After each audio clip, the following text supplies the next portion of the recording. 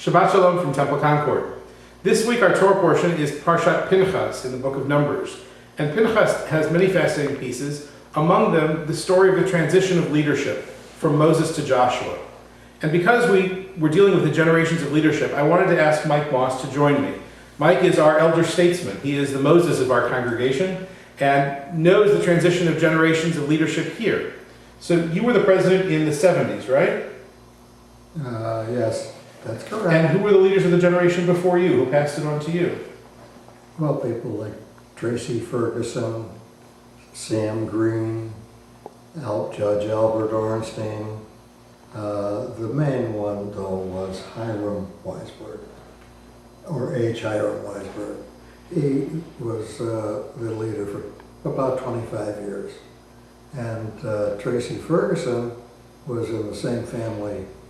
His wife was a niece of Hiram Weisberg, and Hiram Weisberg himself was the son-in-law of Gates Thalheimer, who previously had been a president for 25 years. So between those two, they had about 50 years. And were you hand-selected to become president? Did somebody ask you, or did you volunteer? How did it happen? We had nominating committees. Let me tell you, it wasn't so good. In those days, this is kind of interesting. In those days, a president or anybody could succeed themselves and keep going, as I've told you, for 20, 25 years. Sure.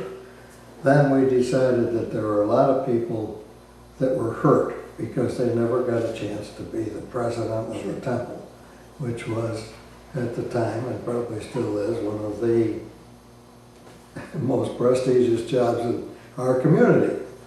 So we passed a rule that you could not serve more than two-year terms, and then you'd have to be replaced. It's a good thing Moses did that. At the time, I thought that was a good idea, but I can see the value of both sides. I just explained the value of succession, Sure. but the value of the dictatorial side, they seem to have a better handle on what they were doing. Sure. And the way it is now, people come off the board and they really haven't been always involved in the management of the temple, and you had to rely on paid staff, which we didn't have paid staff. It was almost all volunteer. Paid staff in those days was a stenographer. What you don't realize is that this challenge is an old one. And if you go back in the Torah portion, Moses clearly wasn't anxious to give up leadership. He wanted to go to the promised land. God wouldn't let him. And Moses held on as tightly as he could. And finally became clear that he had to do something. And so Moses said to God, we got to do something. And they made a deal that Joshua would be the successor. But this notion of passing on from one generation to the next is an old problem. And at the same time, it's a new problem. We still have that question of who's going to follow whom, and how are we going to preserve legacies, and how are we going to honor the achievements of the past.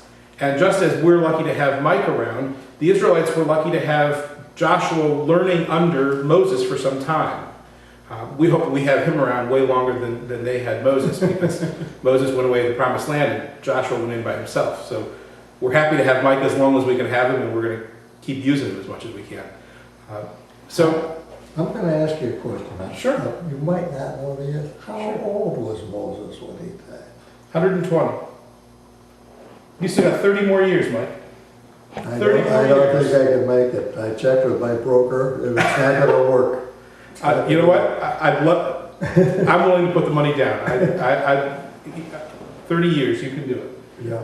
At any rate, I hope you'll join us for Shabbat services this Friday night at 6 o'clock. Saturday morning, we have Torah study at 10, followed by services at 11. Next week, we will have the next in our summer barbecue series. We'll actually be having a bring your own picnic at Thorndon Park Friday evening at 6 o'clock. And on Saturday the 28th, we'll be marking Tisha B'Av, the 9th day of Av, which is the saddest day of the Hebrew calendar.